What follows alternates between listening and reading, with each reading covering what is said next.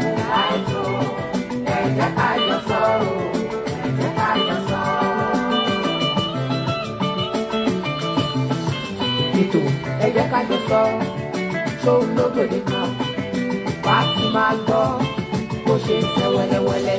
Ètò tó ń ṣe kóríyá, tó ń ṣèrànlọ́wọ́, tó tún gbárùkù sí àwọn tó ní pèníjà láwùjọ. Ó ń ṣe ìrónílágbára fáwọn àkàndá ẹ̀dá. Àǹfààní tó pọ̀ jaburata ó ń gbẹ lórí ètò. Kékulé ó gbọ́ kó sọ fún toko. Ọ̀rọ̀ ìṣítí ń kọ́ tàbí kìlọ̀ ìwà. Ẹ̀gbọ́n náà táwa látọ́kùn ètò yìí gan-an o. Princess Àníkẹ́ Adé Ọdúnládé, ọmọ wọn nífẹ̀ẹ́ òòdáyé.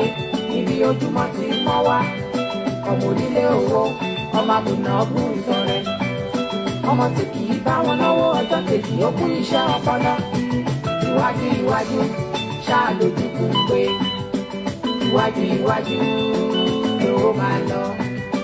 Tó o bá ti gbẹ́ tó ẹ jẹ́ ká jọ sọ o, kò gbọ́ kankan. Ẹ jẹ́ ká jọ sọ lẹ́tọ̀ ó borí àkàkọ́. Ẹ jẹ́ ká jọ sọ lẹ́tọ̀ ó sọ ní gbòòrò. Ẹ̀yin ọ̀pá yìí bèbí ẹ̀sùn mọ́ mi, ẹ jẹ́ ká jọ sọ o. Dájú àti mọ́mí, ètò náà tó ti bẹ̀rẹ̀. Ètò tó ń yànnà náà ohun tó ń ṣẹlẹ̀ láwùjọ wa. Ètò tó ń kọ́ni lọ́gbọ́n, ètò tó ń kọ́ni lóye. Àtọ́kùn ètò Àníkẹ́ Ọdúnládé ká máa bẹ́ tó lọ. Àní ẹwà kan ìdílé kájọ jẹ́ mú àìtó. Ẹ jẹ́ ká jọ sọ o, ẹ jẹ́ ká jọ sọ. Ẹ bá ń gbọ́ bó ṣe ń dún, ẹ jẹ́ ká jọ sọ lẹ́tọ̀. Àwọn tó dààmú wọn ò fi para, ẹ jẹ́ ká jọ sọ lẹ́tọ̀. Lórí Facebook, lórí Instagram, ẹ jẹ́ ká jọ sọ lẹ́tọ̀.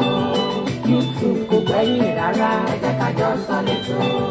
Princess Ọdúnládé Àníkẹ́, ẹ jẹ́ ká jọ sọ lẹ́tọ̀. Ó ṣe wà lórí ayélujára nìyẹn, ẹ jẹ́ ká jọ sọ lẹ́tọ̀. Bóyá ẹ wá nǹkan fìdílé, ẹ jẹ́ ká jọ sọ lẹ́tọ̀. Ẹ jẹ́ ká jọ sọ lẹ́tọ̀. Ẹ jẹ́ ká jọ sọ lẹ́tọ̀. Ètò ni ẹ jẹ́ ká jọ sọ. Good afternoon, good morning. Ọmọyẹmí Àṣàkẹ́, Olúdáre Adéyẹyè, Ọláìdé Ahmed, Mọ̀msí Ìníolúwa. Good afternoon, my wonderful people. Ṣé àlàáfíà òun ni mo bá yín? This afternoon, we are not going to waste much of our time. We appreciate God for the privilege that He has given unto us to be among the living today. Like I always tell us, it is not by our making. It is not because we are righteous. It is not because we are better off than those people that one thing or the other happened to. But because we just have the grace of God, because God has been so merciful on us, that is the reason why God has been preserving our lives. And my prayer is that the grace of God upon our lives will never go away. God will continue to be our support. He will continue to be there for us all the time. Nítorí wípé tọ́n bá sọ wípé ta ni ẹlẹ́ṣẹ̀ jù, èmi gangan tẹ́ ń wò yìí, èmi ni olórí àwọn ẹlẹ́ṣẹ̀. Nítorí wípé Ọlọ́run mọ̀ọ́mọ̀ nínú àánú rẹ̀ ó fún mi ní oore ọ̀fẹ́ láti wà láyé. Ìdí nìyí tó fi jẹ́ wípé ní gbogbo ìgbà I always acknowledge the wonderful and the merciful of God upon my lives and my family. Tí mo dẹ̀ mọ̀ wípé bó ṣe rí nínú ayé gbogbo ẹ̀yin tí ẹ̀ ń wò mí náà nìyẹn. So àdúrà mi sí Ọlọ́run náà ni wípé oore ọ̀fẹ́ Ọlọ́run kò ní ká kúrò nínú ayé wa lágbára Ọlọ́run. The topic we want to discuss today, it's a kind of very sensitive topic. Tó jẹ́ wípé topic yẹn ó ti dá ọ̀pọ̀lọpọ̀ ilé rú. Ó ti bà ọ̀pọ̀lọpọ̀ ìgbéyàwó, ó ti bàjẹ́. Ó ti bà ọ̀pọ̀lọpọ̀ relationship. Thank you so much, my darling sister Fashiku Gbemisola Adeola Princess Olamijulo Olúdáre Adéyẹyè.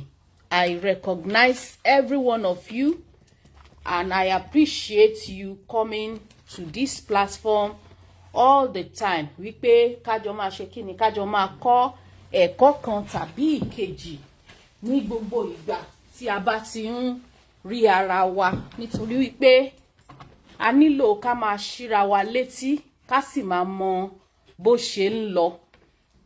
My darling brother Oluomo Yomi Abayomi, thank you so much, sir, for coming on board.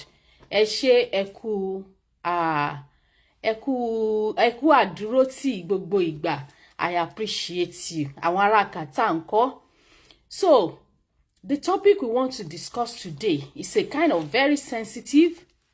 If Dr. Adeoye, if tí wọ́n bá tètè tó bá ṣe nǹkan tí wọ́n ń ṣe lọ́wọ́, he will join us. But we all know wípé we all know what joint account is. Kì í ṣe wípé àmọ́, but we just want to discuss it. And this topic is not going to be a topic that I alone will be talking about. It's going to be a kind of interactive program, because mo mọ̀ pé in one way or the other, one of us, we might have had one issue or the other concerning finances in our various homes. So we just want to rub mind. How do we go about it? Ṣé ó wà okay àbí kò wà okay? So we are going to deliberate on it, and then we see how to go about it. So thank you very much. When we say joint accounts means that, okay, the husband and the wife, both of them, they will bring their finances to the table, and they decide to go to the bank. Okay, you are doing this job, I'm doing this job. Èló lówó tiẹ̀, èló lówó tèmi. Ó yá, ẹ jẹ́ ká gbé papọ̀, ẹ jẹ́ ká kó papọ̀, ká lọ kó sínú àsùnwọ̀n kan náà. Àsùnwọ̀n kan ṣoṣo fún ẹbí, òun là ń pè ní joint accounts. To some people, there is nothing wrong with that. But to some people will tell you that no, joint account is a no for them. But to some people, it's fine. In this part of the country, tí àwa wà yìí, ọkùnrin àti obìnrin kí wọ́n tó lè gbà wípé lóòótọ́ tọkọtaya nìyín, wípé husband and wife nìyín, ẹ gbọ́dọ̀ ní joint account, ẹ gbọ́dọ̀ jọ open account kan náà. Darling sister Adeniyi Adefolashayo, ẹ kú ọjọ́ mẹ́ta. So in this part of the country táwa wà yìí, tó bá jẹ́ wípé lóòótọ́, tó bá sọ wípé lóòótọ́ ló ní ọkọ tàbí ló ní ìyàwó, both of you must have a joint account. Kan tó mọ̀ wípé, kan tó lè recognize wípé ọkọ àti ìyàwó nìyín. Ẹ wá lè ní account míì láàyè ọ̀tọ̀, but you must have a joint account. But in Nigeria, kò sí nínú culture tiwa náà wípé ká kí ọkọ àti ìyàwó ká jọ máa ṣe àsùnwọ̀n kan, but we still see couples tí wọ́n jọ ń ṣe joint account. Some people are doing it. It's fine. They are having their way, and the family is settled, and there's no any problem. But to some people, we have seen people that joint account tó ti da ẹbí wọn rú. Tó jẹ́ wípé joint account tí wọ́n ṣe ló break home wọn di bá ṣe ń sọ yìí, tí home yẹn tí kò fi ṣe kó jọpọ̀ mọ́, tí kò fi ní àtúnṣe mọ́. A lady came to my inbox yesterday. Popola Olawumi, you are welcome. A lady came to my inbox yesterday. She said she's not even one of our followers. I think, Emon, can you come myself ori Facebook? Could they come across this income? She came across that topic, pay joint accounts. And Edemon, number me, ó wà lórí page. So she boxed into my inbox, and she now said, please, that topic you put, that is a very interesting topic, and I'm very sure probably maybe the sister, bóyá wọ́n wò mí lọ́wọ́, I don't know, or maybe she will join us later. She said, do you know that topic is what make my family, is what makes me and my husband to divorce up to today. Halima Sadia, good afternoon. Please kindly follow this page. Ẹ bá mi follow page yìí, ẹ ṣé. She said that it is joint account ló jẹ́ kí home òun break, that she divorced her husband because of joint accounts. And I was so curious. Mo wá ní, okay, let me just call you directly on phone. Let me call you on WhatsApp so we can discuss. And this lady told me, wípé, when they got married, that the husband said they should have a joint account because of the children. The husband works in the bank, and this lady, she said she's a nurse. So this lady and the husband, they decided, okay, out of your own family, we'll be contributing 30,000 lola wọ́n fi bẹ̀rẹ̀ when they started. That as time goes on, ìgbà tí salary àwọn méjèèjì tó gbé pẹ́lí sí, they decided that every month they will be contributing, the husband will be contributing 50,000, the wife will be contributing 40,000 into the joint account. Though both of them, they still have their separate account, but they have a joint account that they run as a family. This lady said the first year of their wedding, kò sí problem, things were going on smoothly. But along the line, or the second year, that the husband's family, pé òun tóun, she has a mother and she has 2 siblings, but àwọn siblings títí ẹ̀ wọ́n jù lọ, so àwọn yẹn ò kí ń ṣe ẹni tó máa wá ń gba owó lọ́wọ́ wọn.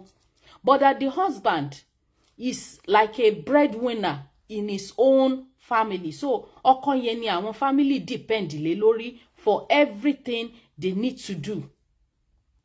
Ó ní bó ṣe wá bẹ̀rẹ̀ ni wípé wọ́n wá máa béèrè owó, eléyà wá béèrè school fees, eléyà wá béèrè igbá, eléyà wá béèrè àwo.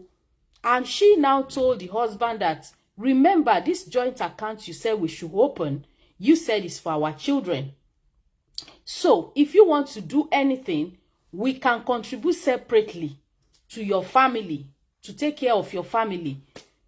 This lady said, the husband said, no, that what belongs to you belongs to me. So the joint account can be spent anyhow they like it. And the lady now said, okay, what if our own children now have what we need to use money to do? He said, yes, they will still be both contribute. And so the lady said, okay, there is no point we having a joint account again then. Keep your money, I keep my money. When we need to assist one another financially, I'm ready to contribute my quota. But the husband refuses. Only another thing, ó ní ká tiẹ̀ tún sọ pé ó mọ ní ti family nìkan ni, ó ní ìbádá. That the husband, ó jẹ́ èèyàn kan tó jẹ́ pé ó máa ń ṣe fàájì. Ó ní àwọn ọ̀rẹ́ tán jọ máa ń gbéra wọn lọ sí ilé fàájì tí wọ́n á jọ catch fun, tí wọ́n á jọ lọ release the stress. That it is out of this money, joint account tí wọ́n, ọkọ ẹ̀ máa transfer owó sí àwọn ọ̀rẹ́ ẹ̀. Ọkọ ẹ̀ tún wá jẹ́ èèyàn kan tó jẹ́ pé ó tún wá ní side chicken. Ọkọ ní side chicken. So this lady now said the thing now keeps giving her problem. Pé báwo lòun ṣe fẹ́ ṣe issue yìí? And that she now contacted ẹni tó ṣe counseling fún wọn. Ẹni tó ṣe counseling fún wọn nígbà tí wọ́n fẹ́ ṣe marriage. That because she could not bear it again, kíní yẹn ti ń affect ẹ̀. So that the person now said, you just have to listen to your husband if you want your marriage to last. She now said she felt, what? Listen to my husband. Ṣé kò sí bẹ́yìn ṣe fẹ́ bá sọ̀rọ̀? Tẹ́ fẹ́ fi advice ẹ̀. Tẹ́ fẹ́ fi jẹ́ kó realize wípé account yìí kò tó bá ti mọ̀ wípé expenses tiẹ̀ ó ti fẹ́ máa ju tìyàwó lọ, is better kó ní kálukú ní account tẹ́ bá dẹ̀ ní nǹkan tẹ́ fẹ́ ṣe ní family, both of you should come together and do it. So the lady got disappointed. She felt cheated. She said she felt terribly cheated. And so kini yẹn wá no sí wàhálà. So because now so this thing now led to that she refuses to save money in that account. Pé òun ò wá drop owó mọ́ sínú account yẹn. Ibi tí ìkanra ti wá dé nìyẹn. The husband now started treating her badly. Ó ní tóun bá sọ̀rọ̀, ó ní ọkọ òun máa pariwo. Ó ní anything tóun bá ṣe, ó ní ọkọ òun máa pariwo. Ó ní so, ó ní kíní yẹn ti wá ń di wàhálà. She now said one day that she got a loan from her place of work. Pé òun ti apply fún loan yẹn kí wàhálà yẹn kó tó dé, but ìgbà tí loan yẹn dé, tóun lọ gba loan yẹn, òun ò lè lọ sí bank because bí àwọn kí náà ń pe alájẹṣẹ́kù ló pe owó yẹn, pé so òun gbé owó yẹn wá sílé pé ọjọ́ kejì òun á lè lọ save owó yẹn sí bank òun. Ó ní bí ọkọ òun ṣe gbé owó yẹn nìyẹn. That the money then was 300,000 naira. Ó ní 300,000 yẹn nígbà tí òun ń sọ̀rọ̀ yìí, ó ní kò ń ṣe owó kékeré ni. That she was now looking for that money, that the husband pretended bí pé kò mọ bí owó yẹn ṣe jẹ́.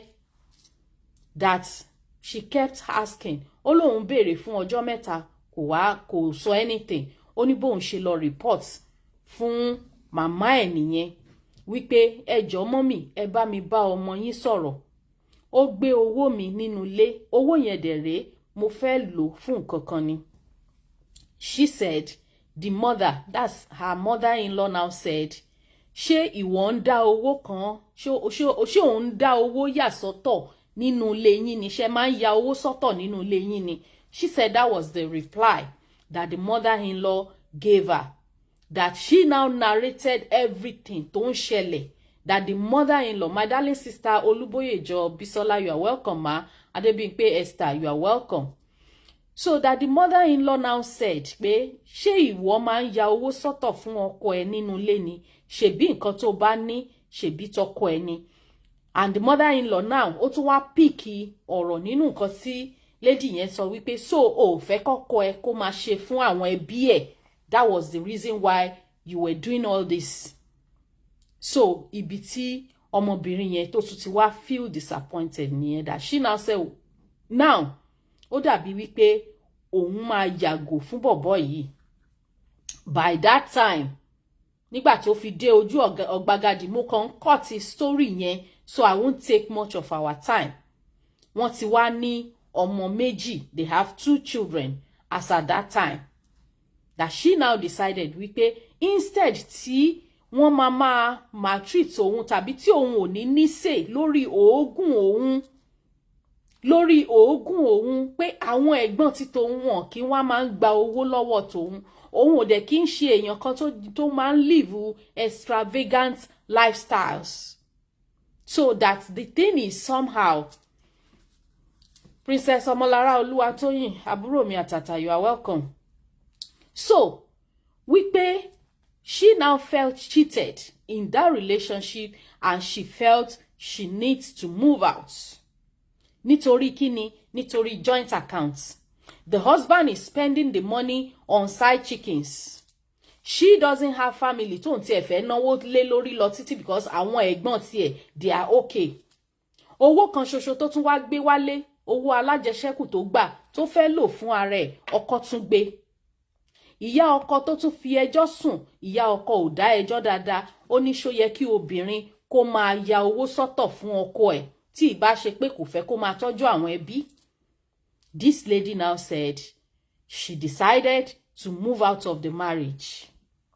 Èmi wá sọ fún wípé ṣé kò wá sí ẹnìkan tó tún bẹ̀rù tí ọkọ yẹn bẹ̀rù tó lè bá wọn intervene before you decided to go outside. She said pé òun believe pé kò yẹ kó sí ẹni téèyàn gbọ́dọ̀ bẹ̀rù ju àwọn òbí èèyàn lọ. pé so far tí àwọn òbí ẹ̀ tí wọ́n ti decide láti side ẹ̀, òun rí wípé inú ewu lòun wà àti wípé òun gangan ni wọ́n fẹ́ máa lò láti máa build ayé ara tiwọn. Mo wá sọ fún, mo wá ní but your husband's family is your own family. Ó ní aunty, ó ní you will not understand. Ṣé ẹ dẹ̀ mọ̀ wípé yes, the man is not. Olaide Ahmed said they will all reason the same way once they are collecting money from him. Exactly. And do you know one thing? Ìrìn àjò tẹ́ ẹ bá tí ìrìn rí, ẹ lè mọ bí bàtà ṣe ń ta ẹni tó bá rin irú ìrìn àjò yẹn rí. When you have not traveled on a particular road, don't blame people that have traveled there. Èèyàn tí bàtà ń ta lẹ́sẹ̀ ló mọ ibi tí bàtà ti ń ta òun lẹ́sẹ̀. That's why when some people, when they start to condemn people, I will just be watching. Ẹni tó bá wọ bàtà ló mọ ibi tí bàtà ti ń ta òun lẹ́sẹ̀. Some people may be judging this lady wípé ṣé nítorí owó ló ṣe lose marriage. Owó ọ̀tọ̀, but her mental health is much more important. Ọkùnrin tó bá ti ń bá obìnrin jà nítorí owó, ọkùnrin yẹn gangan kò nífẹ̀ẹ́ obìnrin yẹn, owó tó ń rí lọ́wọ́ ẹ̀ ló nífẹ̀ẹ́. The same way tí àwọn ọkùnrin míì máa sọ wípé àwọn obìnrin ìsìn tọkùnrin ò bá lówó lọ́wọ́ wọn kì í fẹ́. The same thing, we have some men tó jẹ́ wípé ìyàwó tí wọ́n náà fẹ́ máa sọ di meal ticket. Àwọn fẹ́ sọ ìyàwó tí wọ́n di meal ticket. Wọ́n fẹ́ máa sọ obìnrin tí wọ́n di ATM card. So the lady now said she went out of that marriage. Ìgbà tó wá jáde làwọn pastor wá bẹ̀rẹ̀ sí intervene. You cannot do that. You cannot do this. You cannot do that. Wípé remember your kíni eléyìí tá máa ń ṣe lórí altar yẹn. Remember your covenant, àbí your oath, àbí your whatever. Remember what you said, that you will love your husband in rich and in poorness, in health and in wealth, in kinikan and in kinikan. That she now said, but ẹ̀yin tẹ́ ń wá ń bá òun yìí, you all know about this issue. Kò sí nǹkan kan tẹ́ ṣe. But now tẹ́ ti wá rí wípé òun ti kúrò nílé, it's now you now know the part of the Bible tẹ́ fẹ́ lò láti fi kàjọ́lò òun kóun tún padà sínú wàhálà yẹn. She said she refused. That the very year to move out, she built a double flat, three bedroom flat. Ni auntie yìí sọ pé àwọn fẹ́ làwọn kọ́. Adébímpé Esther said, ma, some men don't want their wife to prosper more than they do. Yes, you are right. Some men don't want it. Yes, to get me, Sister Bisola, for better, for worse. So she said the very year tó ń kúrò ní ilé ọkọ yẹn, òun build 3 bedroom flat méjì. Pé because òun láti lọ gba loan, òun ò fẹ́ kóun pẹ́ ní ilé mi rent tóun rent after tóun kúrò lọ́dọ̀ ọkọ òun. And things started moving on fine for her. Ó lóun wá wò pé ṣé marriage òun ṣé blessing ló jẹ́ fún àbí curse? Because òun ò understand. So this lady now said for her personally, she will never join account with anybody, any man again.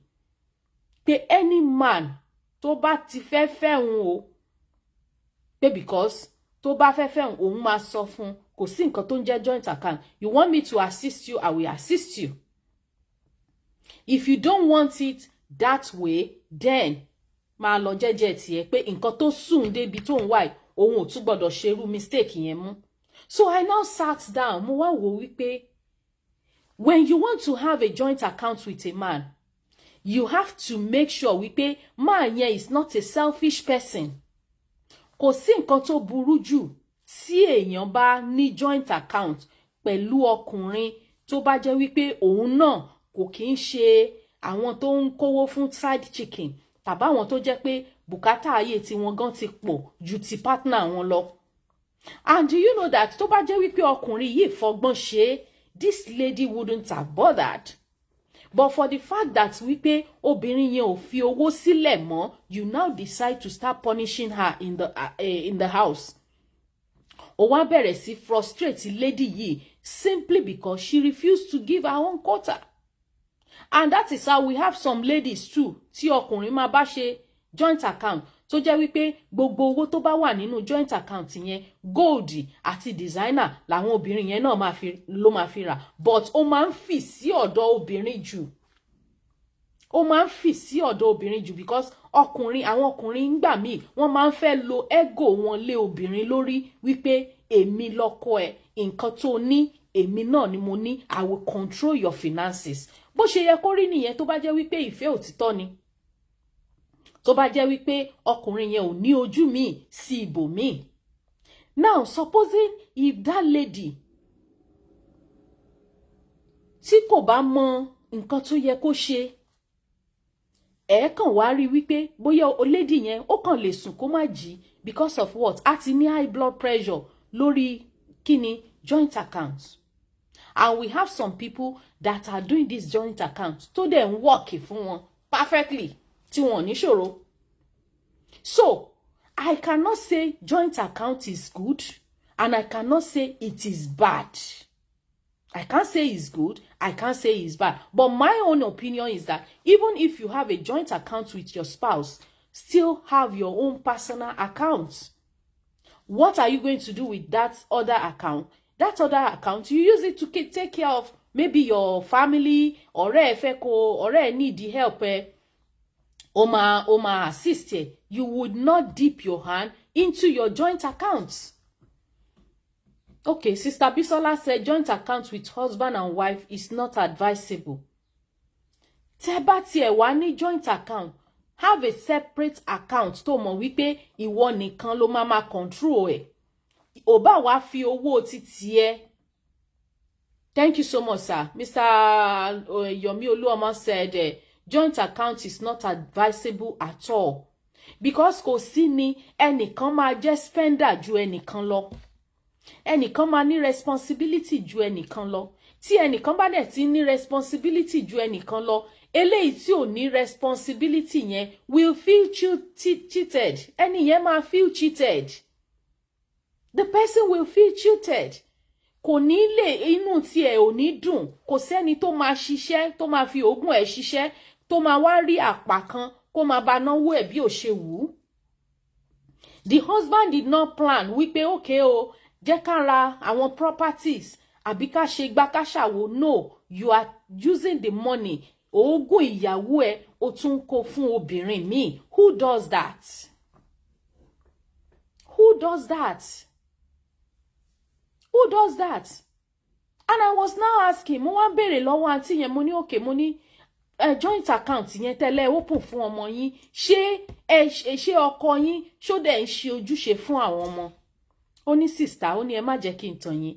This man, láti ìgbà tí òun ti kúrò nílé, ó ní maybe in a month, ó ló kàn lè ṣe kíni, ó ló lè send 20,000. Ó ló lè sọ pé 20,000 nìyẹn nígbà tó ń ṣe kúrò nílé. Ó lóun reject ẹ̀.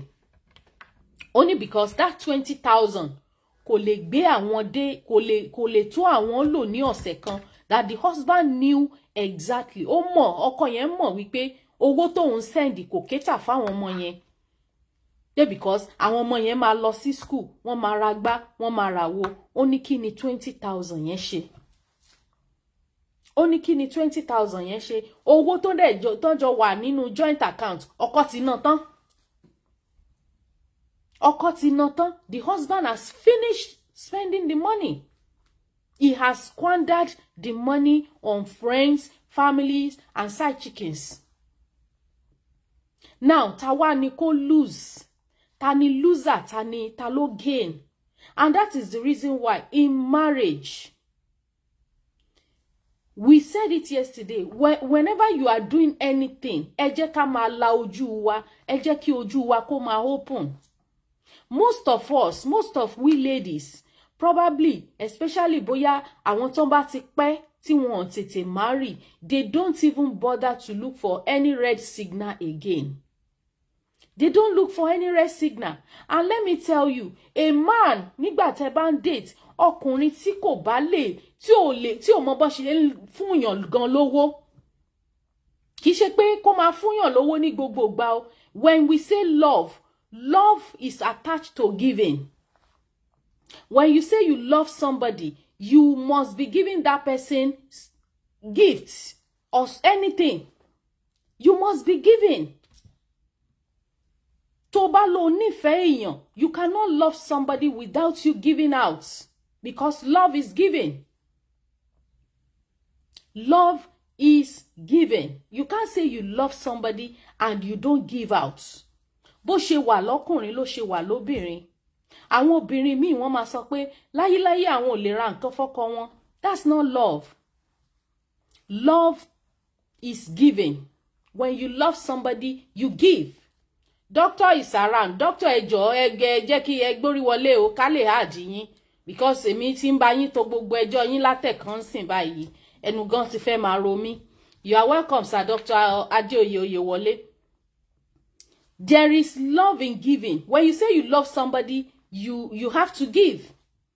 But joint accounts, hey, we need to be very, very careful. To me personally, you need to be careful. If your husband is the type tó jẹ́ pé ó máa ń squander owó, tó máa ń squander owó, tó bá keep account pẹ̀lú irú ẹni yẹn àtàwọn oní side chicken tó jẹ́ pé gbogbo owó family ọ̀dọ̀ side chicken ni, is going to create a problem. So to me, you want us to do joint account, okay, no problem, but I will have another account for myself. I will have account for myself. Yes, Arowolo, love is sweet when money enter. Momo, ibi táwọn obìnrin nǹkan tán máa like nìyẹn nínú gbogbo nǹkan tí mò ń sọ. I'm telling you, when you say you love, you must give. Because Ọlọ́run gan, Jésù Kristi gan, tí ò bá love wa kò ní give life ẹ̀ fún wa. But some people, some men, there are some men, they will say, àwọn obìnrin, wọ́n ti like owó jù, wọ́n ti ṣe kinní kan, wọ́n ti ṣe kinní kan. Wọ́n máa sọ pé a woman that loves you will not receive, will not demand money from you, will not collect money from you. Irọ́, kò ní collect. But you want to collect something from your woman. But you don't want your woman to collect something from you. Who does that? So this issue of joint accounts, all depends. Tí wọ́n bá ṣe fẹ́ sí òun ni. But me personally, me, if I'm going to do a joint account, I will still do what? I will still have my own personal account by the side. So that still katakata bá fẹ́ burst, I will have a backup. Màá ní nǹkan tí èmi náà tí mo lè ṣe kíni, tí mo lè tọwọ́ bọ̀ láti take care àwọn ọmọ tàbí anything. Because me, I cannot allow any, me lè bá side chicken jà. If my husband is having a side chicken, I cannot fight the side chicken. Sister Bisola said, no more true love to have joint account with anyone. Ayé ti yí padà, èṣù ti gbáyé kan, òdodo ò sí mọ́. Exactly. When tó bá láyé àwọn parents wa, ṣé àwọn parents tiwa tó jẹ́ pé bàbá tiwa gan-an ń ṣiṣẹ́ fún. Our parents work for our father. They do everything together. But nílé ayé tá wà yìí, there is no true love. Kò sífẹ́ òtítọ́ mọ́ for you to do any joint accounts. Though there is still true love, I won't say it in totality. True love ṣì wà.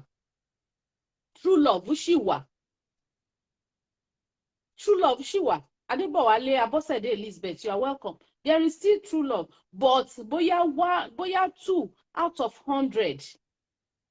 Kẹ́tó rí ọkùnrin tí kò ní side chicken, ó máa pẹ́. bọ́lọ́run ṣe wáyà tiwọn nìyẹn, bọ́lọ́run ṣe wáyà ọkùnrin nìyẹn. That is the way they are wired. So a dẹ̀ ti mọ̀ fún wọn, and an average African man, they are polygamous in nature. Wọn lè ṣe kán má tasẹ̀ àgẹ̀rẹ̀. There is no how. Wọn lè ṣe kán má tasẹ̀ àgẹ̀rẹ̀. Ṣebí ìkan la sọ lánàá yẹn. Mr. Yomi ní àwọn true love rèé o, ẹgbọ́n ẹ̀yin tẹ́ bá ń wá true love. Mr. Yomi ti jáde síta, wọ́n declare ara wọn, wọ́n ní true love làwọn o. Mr. Yomi Oluomo said àwọn true love lélẹ̀. So we need to know how to go about things. Tó bá jẹ́ wípé in this part of the country ni, in this part of the country, you cannot dip your hand inside the purse of your family. Kò sọ wípé o fẹ́ máa take care side chicken kan. Wọ́n tí ẹ gbọ́dọ̀ mọ̀ gan tó bá ní side chicken gan, ìwọ gan ò tó bẹ́ẹ̀ kó declare ẹ̀. Tó bá jẹ́ pé ìwọ àtìyàwó ẹ fẹ́ra yín legally. Wọ́n bí ọkùnrin náà dáa. Ó máa ṣe o, àwọn ọkùnrin tó wà níbí náà wọ́n ń ṣe o, but wọ́n lè show ẹ̀. Wọ́n lè show ẹ̀. Àwọn ọkùnrin Naija, àwọn ló jẹ́ wípé tán bá ní side chicken, wọ́n máa ìmí inú wọn ó lè bold enough kó jẹ́ kí ìyàwó lé ẹ mọ̀ pé yes mo ní nǹkan tó bá fẹ́ ṣe kó lọ ṣe. Ṣèbéyàn kan la discuss issue ẹ̀ lánàá tó ń fẹ́ obìnrin 6 papọ̀. Obìnrin 6 tó ń fẹ́ wọn papọ̀. Is it that kind of a man that you will now go and do a joint account with? Ṣé irú ọkùnrin yẹn ni obìnrin á wá sọ wípé òun fẹ́ lọ ṣe joint account pẹ̀lú? Good afternoon, Fúnmiládé Eunice. Olúkẹ́ Adékòkè, you are welcome. Alóńgé Ọdún Ayọ̀, you are welcome. Ṣé irú ọkùnrin tó ń date obìnrin 6 papọ̀ at the same time lèèyàn fẹ́ sọ wípé òun fẹ́ bá ṣe joint account tí kò ní bá yí obìnrin yẹn jẹ́? Wọn tí bá ṣe joint account kan, ó ti rán wọn lọ sí hospital. Ó ti jẹ́ kíkan land sí hospital. Ìkan ti ní heartbreak. Kó wá jẹ́ wípé owó wọn wà involve. Kó wá jẹ́ pé ó bá wọn ṣe joint account ni, kó bá ìkan nínú wọn ṣe joint account. Ṣé kò ti bá yí obìnrin yẹn jẹ́? So ẹrú kan ló máa ń mú kéèyàn bú igba ẹrú. Ẹrú kan ó máa ń mú kán bú igba ẹrú. Because and that is the reason why we were saying there's no true love, because of things that are happening. So many things that are happening now. Kò kí ń ṣẹlẹ̀ tẹ́lẹ̀tẹ́lẹ̀. Nísìn àwọn ọkùnrin tó wà ń tà ń sìn, àwọn míì inú wọn wọ́n ti lọ ń lo girlfriend wọn, wọ́n ti lọ ń fi ṣògùn owó. Ẹlòmíì tí ń lo ìyàwó ẹ̀, wọ́n ti lọ ń fi ṣògùn owó. Ṣé ẹ̀yin ò tí rí ọkọ ilé tíyàwó bímọ fún tó kó pátá ẹ̀ tó fẹ́ lọ fi ṣògùn owó ni? Tell me. So obìnrin ló dẹ̀ máa ń wà at the receiving end. Orí obìnrin ò lè lé kókókó kó bẹ̀rẹ̀ sí ná owó nínú àsùnwọ̀n ọkọ ẹ̀ to the extent wípé ó máa send the family to bankruptcy. Obìnrin ò ní strength yẹn. Àwọn sì máa ń ṣe kí ni, obìnrin sì máa ń wò wípé the husband is in charge, but ọkùnrin wọ́n máa ń take advantage obìnrin. They will spend the money, kò dẹ̀ sí, heaven will not fall. Heaven will not fall. Ọlá Adédayọ̀ Adéníran, you are welcome, my darling brother. Heaven will not fall. Men, so many times, they take advantage of women when it comes to finances. Nigerian men's side chicken is their buba and shokoto. Yes. African men, they cannot do without side chicken. No how. Even when you satisfy them. Thank God, my brother Adebayo Adeniran. Men, Nigerian men, they cannot do without side chicken.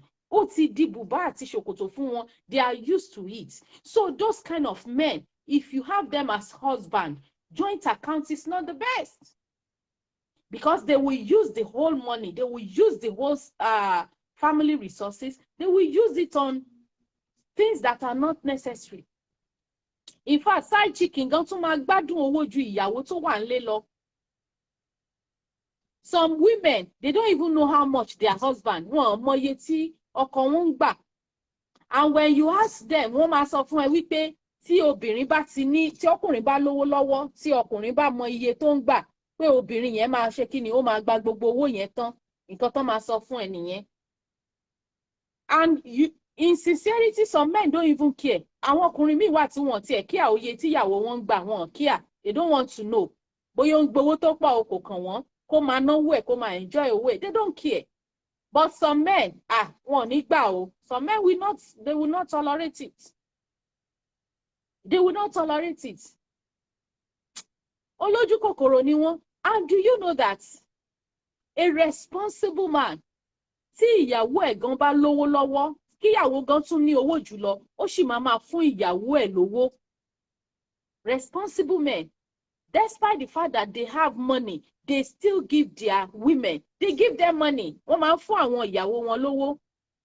But nígbà tí àwọn ọkùnrin tán bá fẹ́ yan obìnrin jẹ, ìgbà yẹn lẹ máa gbọ́ wípé owó lobìnrin mọ̀. A woman that loves you will not ask you for money. Who says love is giving? Love is giving. Ẹ má jẹ́ ká tanra wa. And women too, we should not base our love on the love of money. Ẹ má jẹ́ ká base ìfẹ́ wa, ẹ má jẹ́ ká base ẹ̀ lórí owó. Ẹ má jẹ́ kí ìfẹ́ tá bá ní sí àwọn ọkùnrin wa, ẹ má jẹ́ kó base lérí owó. But love without money it won't work too. But ẹ má jẹ́ kó wá jẹ́ pé títorí owó la ṣe fẹ́ nífẹ̀ẹ́ wọn. And some men, tí ẹ bá béèrè, they will not give you. I have seen men like that. Like me, I don't know how to ask money from men. Me, mo bó ṣe ń béèrè owó. Even from my husband, I don't know how to ask. Tó bá fún mi, màá gbà, but pé kí n wá béèrè kò mọ́ mi lára. So àwọn ọkùnrin míì wá máa ń take advantage yẹn because you don't ask, so they won't give you. They will tell you that you need to ask. Tó bá tún béèrè, wọ́n á tún sọ pé ò ń béèrè. Exactly, my darling sister Lara Ojo. Some men, when you are the type of lady tí ò kí ń béèrè nǹkan lọ́wọ́ wọn, they will not give you. Tó bá tún béèrè, they will say you are asking too much. Sister Bisola ṣàdúró lórí pé no more true love nowadays. It's because of what is happening. That's why she's saying that. Nǹkan tó ń ṣẹlẹ̀ tí ọkùnrin náà bá máa sọ, ọkùnrin náà máa sọ wípé kò sí true love. So some men, ṣe rí àwọn ọkùnrin kan wà tó jẹ́ wípé tí ẹ bá béèrè nǹkan lọ́wọ́ wọn, wọn ò ní fún yín. Irú wọn yẹn ẹ máa mọ̀ wípé ahun ni wọ́n, but they will tell you wípé Bible gan sọ pé ask and it shall be given. Wọn ò fẹ́ fún yín ni o. Tẹ́ bá tún wá béèrè tán, wọ́n lè sọ pé she's too demanding, she's asking for this, she's asking for that. But you have known, o ti mọ nature obìnrin yìí wípé kò mọ bó ṣe ń béèrè nǹkan lọ́wọ́ ọkùnrin. So do you want her to force you before giving her? You don't have to force, and you don't, because ọkùnrin ẹ̀ nídìí wípé káṣẹ̀ máa lọ yín ní fúnkẹ́ tó ṣe nǹkan fún wa. Mr. Olade Dayo said it depends on how the men brought up. A responsible man should know his responsibilities. That's what I say. That's why I said responsible men give out. Responsible men, you don't need to. There are some men that they are women, they don't need to ask them anything. Fúnra ara wọn náà máa gbé wọn lọ fún shopping. Àwọn ọkùnrin tó mọ̀ that they know how to give, they take their women out for shopping. But some men, I'm telling you, ẹ lè bá wọn gbé fún ọdún mẹ́wàá, kẹ́ má jẹ wọ́n ní scarf. Tẹ́ bá jẹ́ obìnrin tí ò mọ owó béèrè. They won't give you. Wọ́n sọ wípé tó bá ní ìdí ẹ̀ wá sọ. Mr. Olauton said, this is another interesting topic again today. Well done, ma. Thank you so much, my darling brother. You are welcome. Some men don't know how to give at all. They don't have the heart of giving. And when you meet such a man, that doesn't have a heart of giving, you will not enjoy the relationship because it will just be dry. Bẹ́ẹ̀ ni àwọn ìjàpá àwọn ọkùnrin, I always bad. Oh, thank you so much, man. Some men, they don't know how to give. Láyé wọn, they will be waiting for you to ask. And when you ask, wọ́n máa rí excuse kan àbí kejì tí wọ́n lè ṣe fún ẹ ní time tó béèrè yẹn. And they are the one accusing you that you have to ask. When you ask again, they won't give you. So bá dẹ̀ wá complain, wọ́n sọ pé she's too materialistic. She's too materialistic. Ó máa ń béèrè nǹkan, ó máa ń béèrè nǹkan. Ìgbà téèyàn bá ní nǹkan ṣé èèyàn ò ní béèrè. A lady that is dating only you, ṣé kó lọ síta kó lọ máa tọrọ owó lọ́wọ́ ẹlòmíì ni. Come on, ẹ jẹ́ ká máa lo sense wa. Yes, generosity is in the blood. Ẹni tó bá jẹ́ wípé ilé tó ti jáde wá, wọ́n máa ń fún ni. I'm telling you, ẹni yẹn máa fún yàn ni. The people that gives, kì í ṣe wípé wọ́n ní o. You don't have to. You don't have to. You don't need to have a lot before you give. Even lára àwọn obìnrin náà ó wà lára wa. Some ladies too, they cannot give. They can't give. Kò dẹ̀ sí nǹkan tó bad nínú kí obìnrin náà kó fún ọkùnrin, kó fún ọkọ ẹ̀ ní nǹkan. Aláìní nǹkan ṣe ni púpọ̀ nínú àwọn ọkùnrin. A woman that is not asking you for something, ó dẹ̀ wá béèrè náà nìyẹn, you now say she's materialistic. There is love in giving. You cannot, if you say you love somebody, you have to give. You have to give. If you say you love somebody and you don't give that person something, come on, you don't love that person. You don't love that person. Alonga says some men know they are right, but they will not do it. Mr. Olukunle Fafowora. Good afternoon, sir. So, you cannot say you love somebody. Some men will be like, I don't have. So, on dates here, oníyàwó àbí onífiancé tó ń date, ó béèrè nǹkan lọ́wọ́ ẹ̀, ó sọ pé ò ní. Okay, ṣé kó lọ béèrè lọ́wọ́ ọkùnrin míì ni? Ṣé kó lọ béèrè lọ́wọ́ ọkùnrin míì? Tẹ́ bá dẹ̀ rí tọkùnrin míì comment sí abẹ́ post ẹ̀, you will be mad. You will be mad. Ìwọ dẹ̀ rèé, ọwọ́ ẹ ló le kókókó, akágọ̀mù ti wà ń bẹ̀. Ẹ jẹ́ ká sọ òótọ́ ọ̀rọ̀ fúnra wa. Ahun ọkùnrin ló máa ń rí wípé obìnrin kan ó máa ń demand, ó máa ń béèrè. Mr. Ola Adedayo said, I see anybody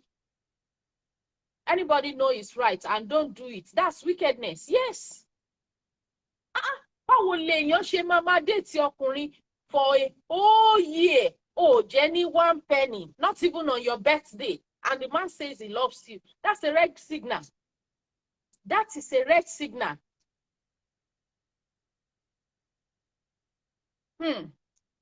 Nisa Bisola said, if you count 100 men, maybe you can see 5 out of them. You see? How can you say you love somebody for a whole year, even ní ọjọ́ birthday, rí gift tó lè rà fún, even on her birthday, and you will be claiming you love that lady? You don't love the lady. Nǹkan tó ń rí lára obìnrin yẹn ló ń gbà. Anu Israel said, joint account, let me break it down. Okay, break it down. Anu Israel said, women love money naturally and they value their money. And they don't want anything to happen to their money. And I respect that. Unless she's willing to support me and use her money in favor of the family, it is not mandatory. They have a lot of things to do with money than men when it comes to marriage. They know how to save money more than men. In fact, their second name is manager.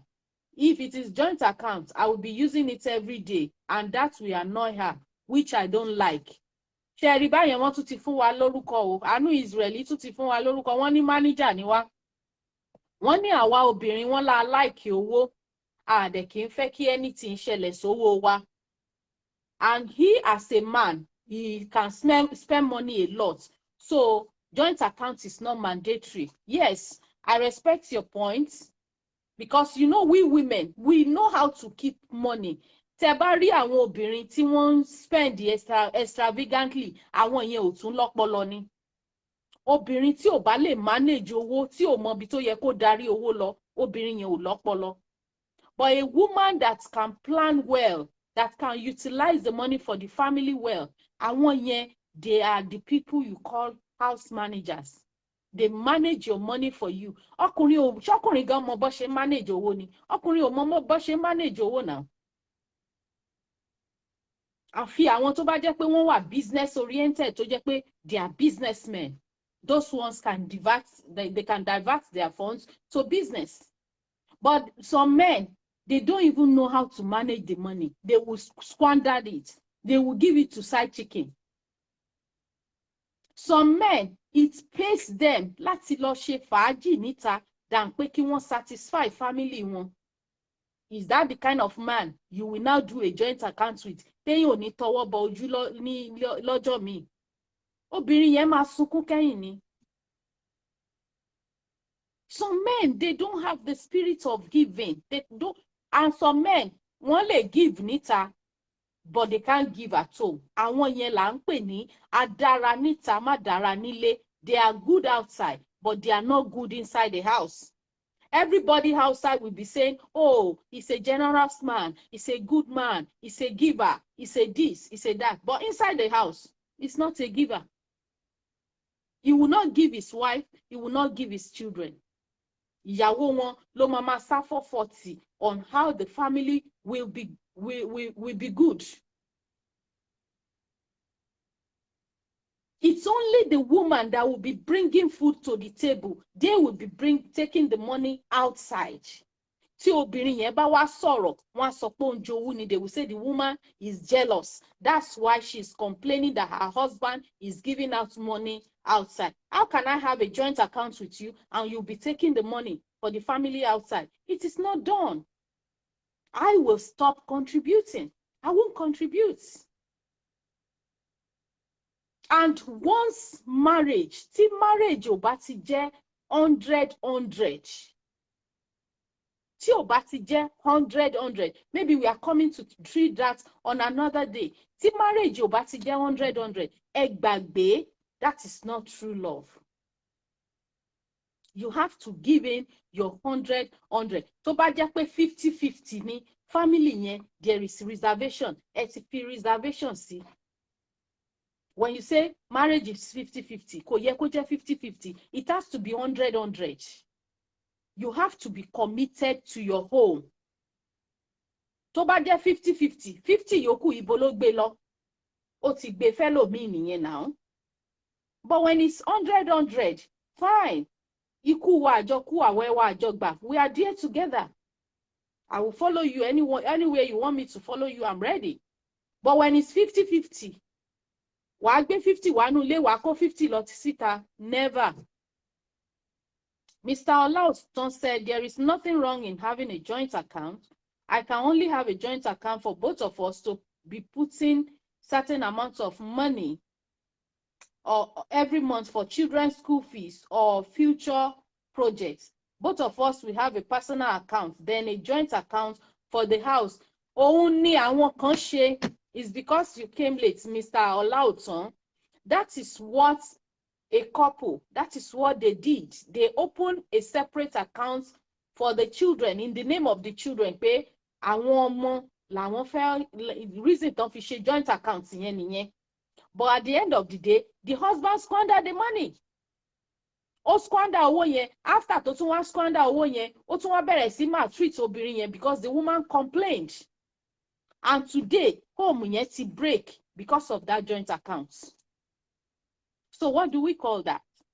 Àwọn ọkùnrin wọ́n máa ń fẹ́ gbé obìnrin ní mágùn, ní múgùn. Wọ́n máa ń fẹ́ gbé obìnrin ní múgùn because they know that they are in charge. You don't use your ego to suppress your woman.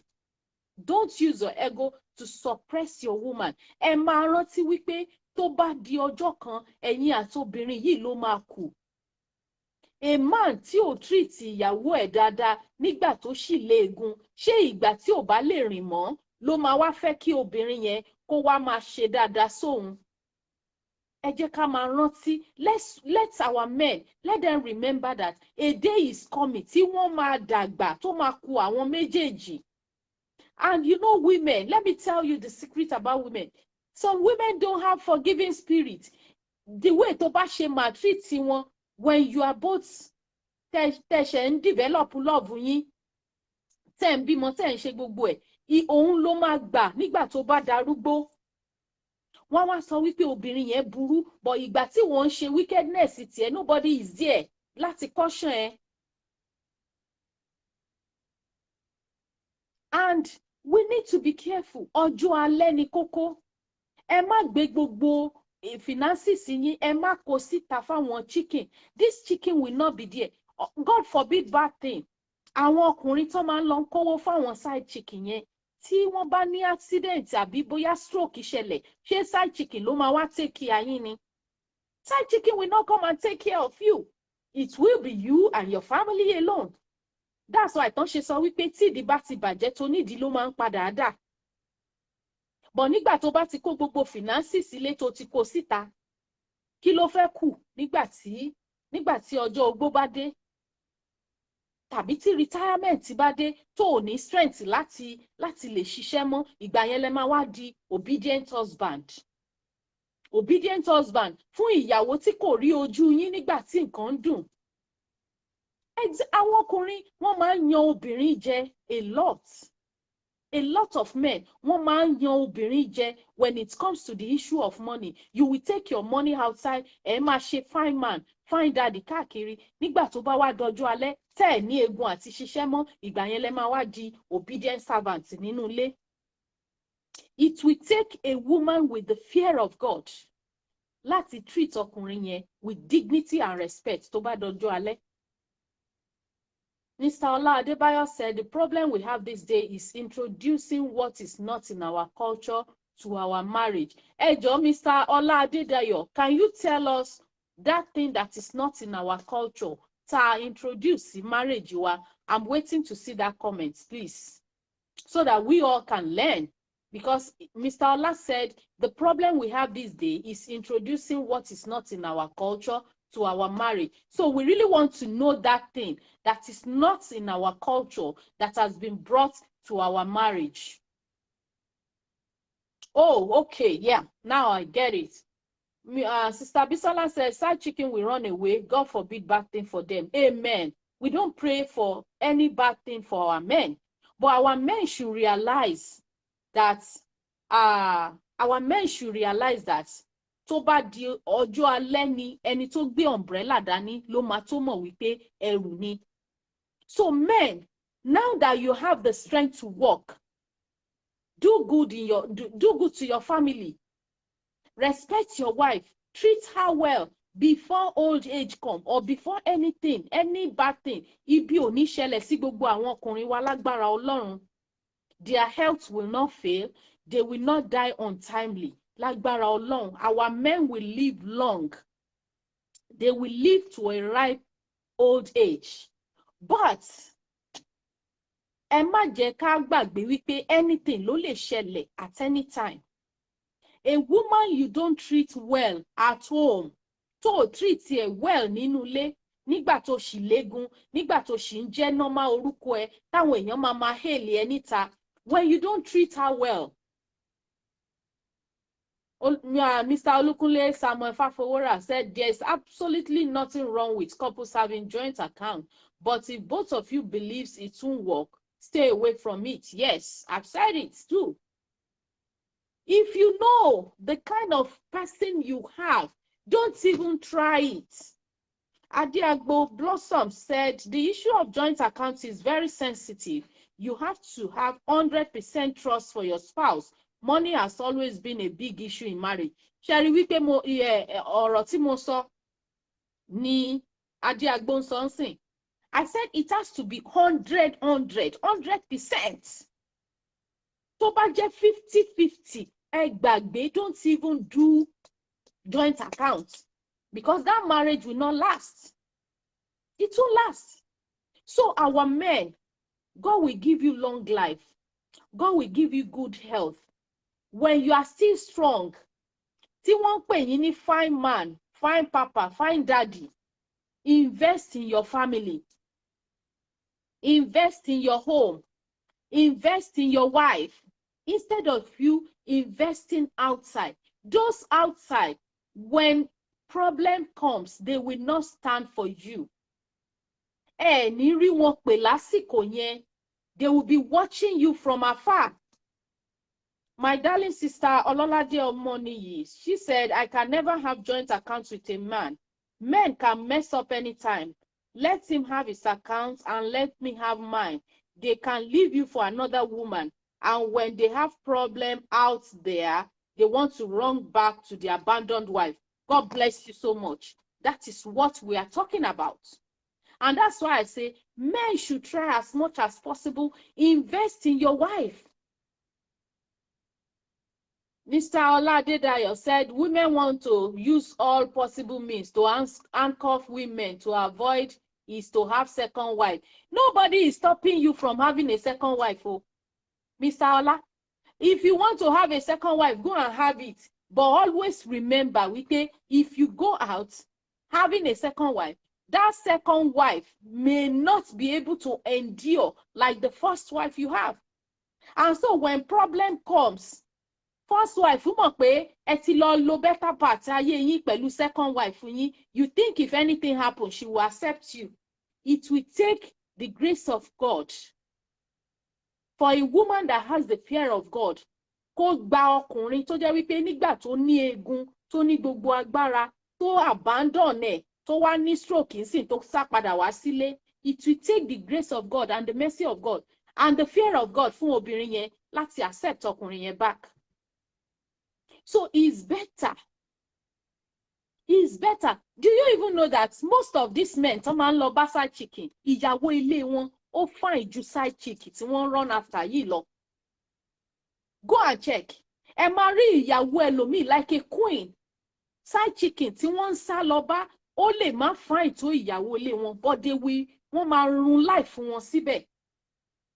They will finish their. Let me pick this call. Hello, sir.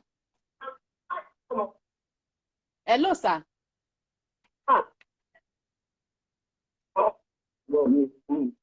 Hello, sir.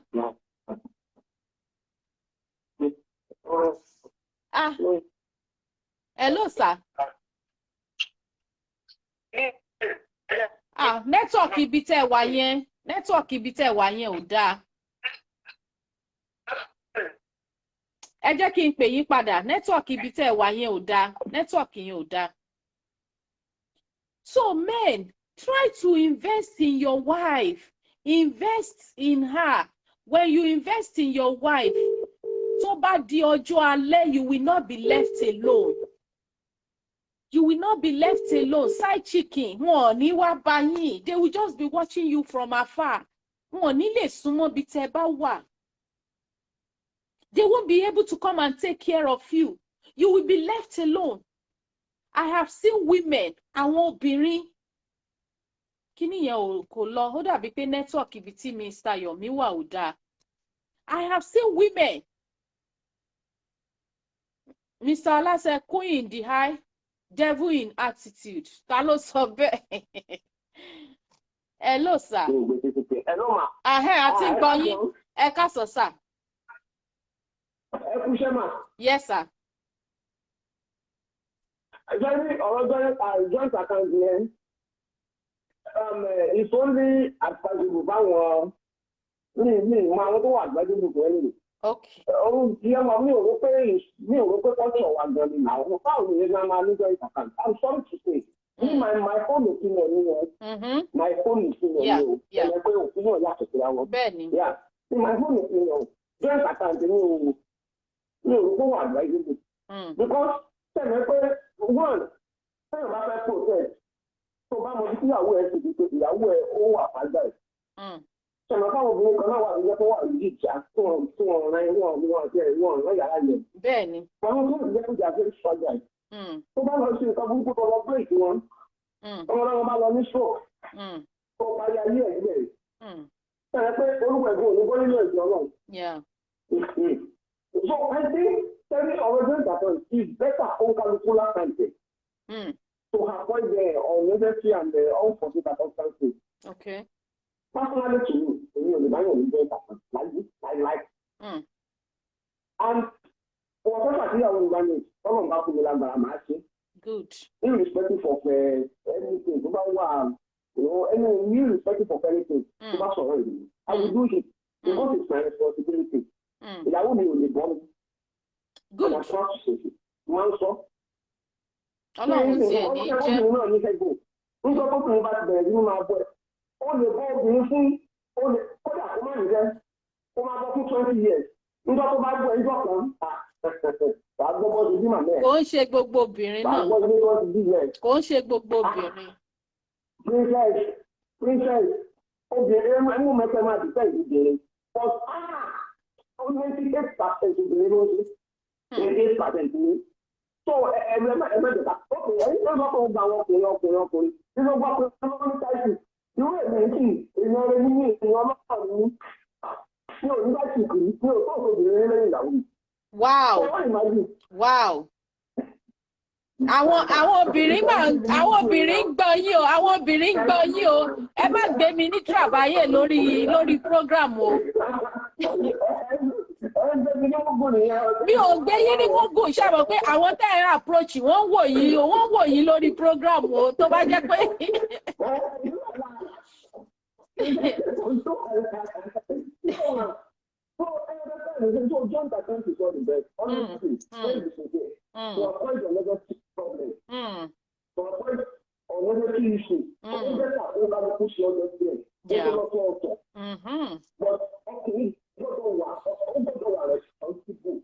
At least you must be responsible for your own. You must. It's not that one. Let them say, and the Bible can roll it. Yeah. Sometimes it's alone. Sometimes when you're alone, you got to be responsible. You got to be capable. And let your children know. Because most of them don't know. Ẹ bá mi show love fún Mr. Yomi pẹ̀lú nǹkan tó ń sọ yìí. Show love to him. Mo ń enjoy wọn. Ẹ continue.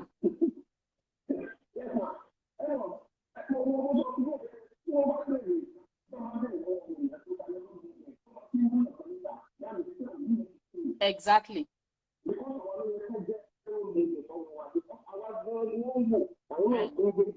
Bẹ́ẹ̀ni.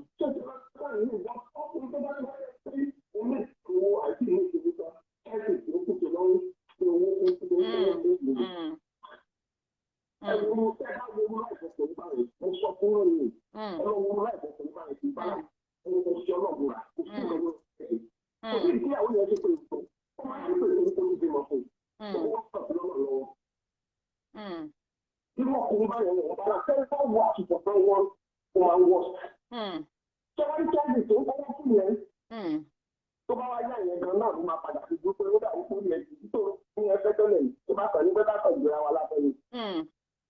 àwa papọ̀ wọ́n ní sọ̀rọ̀ tó bá fi fún àádájẹ́ tó bá pa ọ̀rọ̀ yìí àwùjọ tó bá pa ọ̀rọ̀ tó máa. àwa gbé wálé fúnyàwó. wálé fúnyàwó.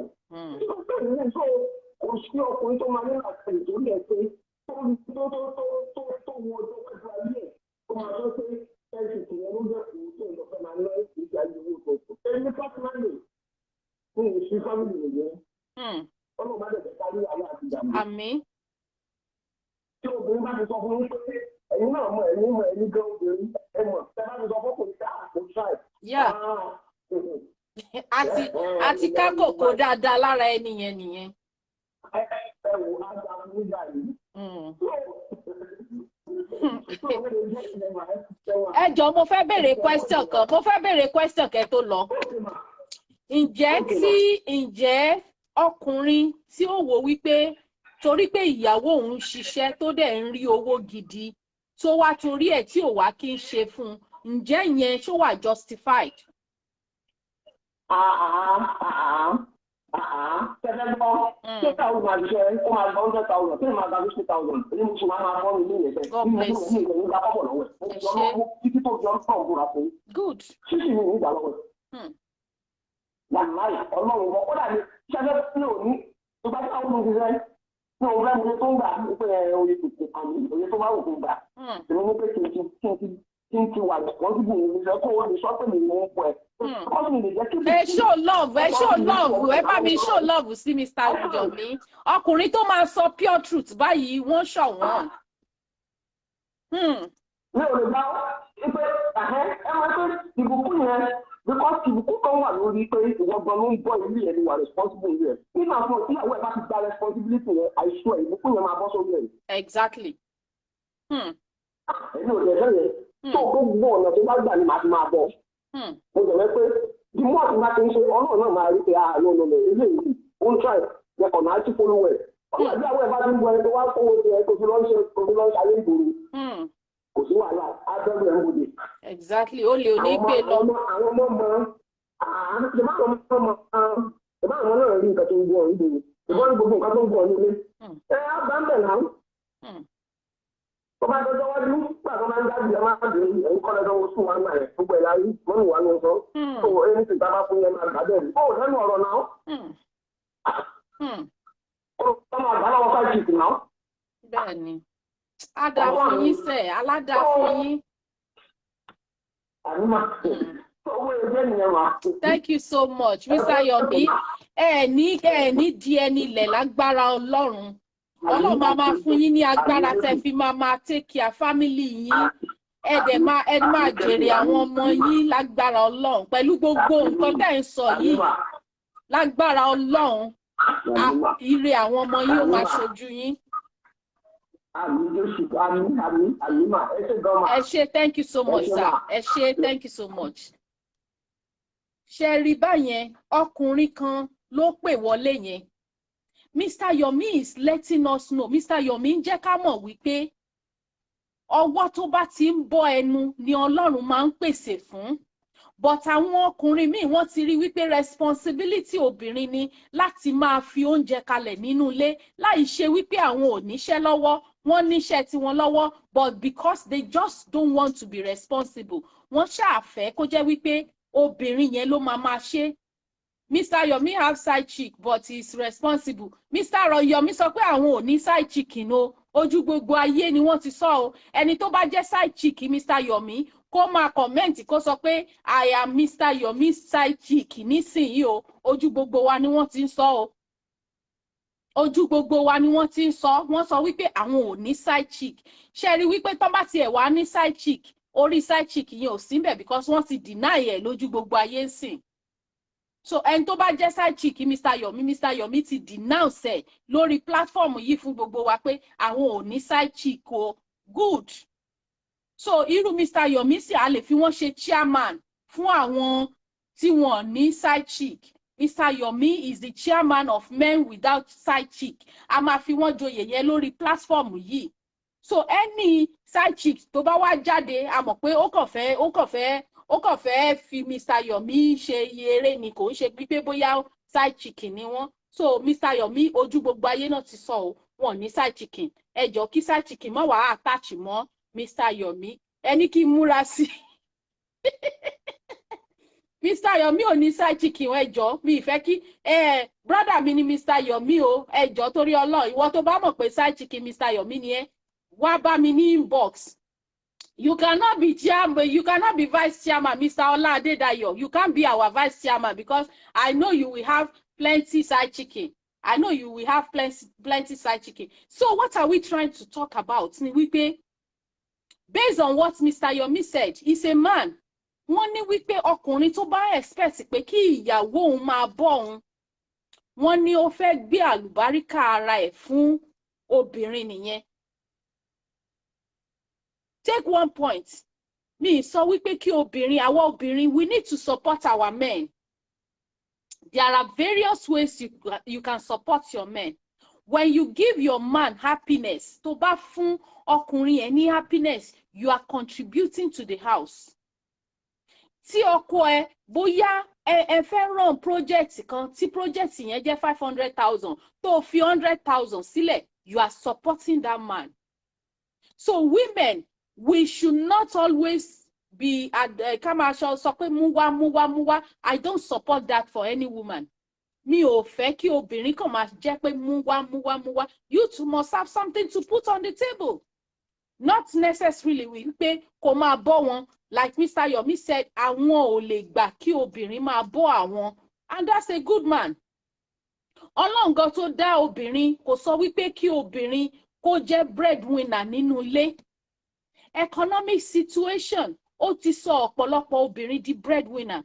And some men cannot even appreciate that. Àwọn ọkùnrin míì gan, obìnrin ìyàwó wọn tó bá jẹ́ akíkanjú tó ń ṣiṣẹ́ tó ń lọ from left to right, ọkùnrin míì gan ò tún appreciate ẹ̀. Wọ́n tún máa victimize obìnrin yẹn. Wọ́n máa ní lára nínú ilé ni despite gbogbo effort tó ń put in. So it takes a very responsible man láti realize and láti appreciate obìnrin tó ní nǹkan tó mú wá sórí table. And when you have a hardworking wife, tí obìnrin tó ní tó ń ṣiṣẹ́ tó jẹ́ akíkanjú, you don't take her for granted láti wá máa kó owó tó yẹ kó gbé wá sínú ilé kó máa gbé lọ síta. When you do that, tó bá ṣe irú nǹkan báyẹn, remember, ìta máa ń lé ọmọ wá sílé. Tí ìta bá lé ọmọ wá sílé, ṣé ìyàwó tó invest sí nínú ẹ̀? Ṣé obìnrin tí ò kíà nípa welfare ẹ̀, ṣé òun ló rò wípé tí ìta bá lé ẹ sílé tó máa gbà ẹ́? Obìnrin yẹn ò ní gbà ẹ́ unless tí obìnrin yẹn tó bá ní ìbẹ̀rù Ọlọ́run tó dẹ̀ wo wípé well, jẹ́ kí n sin Ọlọ́run látara ọkùnrin yìí, òun nìkan ló tó máa gbà. I'm telling you, you have to invest in your wife. If truly you say you love your wife, invest in your wife for the raining days. Invest in your wife for the raining days. Torí ọjọ́ tí ìta bá máa lé ọkùnrin yẹn wálé. I should talk about women. I have spoken about women. I say women also, they should not be muwa. Women should not be expecting men to be doing everything for them. And I said women should make sure that they give their husband, come and fún àwọn ọkọ wọn, come and mú inú wọn dùn. Make your husband happy. When a man is happy, he will do more. But torí wípé àwọn ọkùnrin wa, yes, I've said it, women should give husband peace of mind, of course. Tí obìnrin ò bá dẹ̀ fún ọkùnrin ní ìbàlẹ̀ ọkàn, wọ́n máa rí ìbàlẹ̀ ọkàn yẹn níta. Though a rí àwọn ọkùnrin tó jẹ́ wípé wọ́n rójú. Some men, wọ́n rí ojú, àìrójú ni wọ́n wá káàkiri. But women, don't look at that. Play your own part. A ti mọ̀ wípé àwọn ọkùnrin yìí, they are polygamous in nature. Polygamous in nature ni wọ́n. Ẹ jẹ́ kí àwa obìnrin, ẹ jẹ́ ká mọ àrò títí wa. Don't say because your husband have a side chick, kó wá lọ máa bá side chick yẹn jà. You don't have any business with your husband's side chick. O ní business pẹ̀lú ẹ̀. As long as tí kò bá ti gbé side chick yẹn, tí ò bá ti gbé wá sílé, tí side chick yẹn, tí ọkọ ẹ tí ò dẹ̀ stop láti máa ṣe responsibility ẹ̀. Tí ọkùnrin yẹn ò bá stop láti máa ṣe responsibility ẹ̀ fún ìwọ àti àwọn ọmọ ẹ, tí ò dẹ̀ gbé side chicken wálé, tí ò dẹ̀ fi side chicken yẹn, tí ò fi spite tiẹ̀, leave your husband, let him continue. Nǹkan tó máa ń lé òde máa ń lé ọmọ wálé nígbà míì. Òde máa ń lé ọmọ wálé. Yes, some men don't even appreciate. I've said that. Àwọn ọkùnrin míì kò sí forí ṣe, fọrùn ṣe, fi gbogbo ara ṣe fún wọn. They will still do what they want to do. Nǹkan tí wọ́n bá fẹ́ ṣe ni wọ́n máa ṣe. You cannot change their mind. But until tí wọ́n bá tó rí wàhálà níta, ìgbà yẹn lọkùnrin míì tó máa ń gentle. Bóyá mo ti sọ lórí ètò yìí rí àbí mi ò tí sọ lórí ètò yìí rí. A man, yes, wọ́n rí ìbàlẹ̀ ọkàn nínú ilé, but ojú kòkòrò yìí náà ní nǹkan.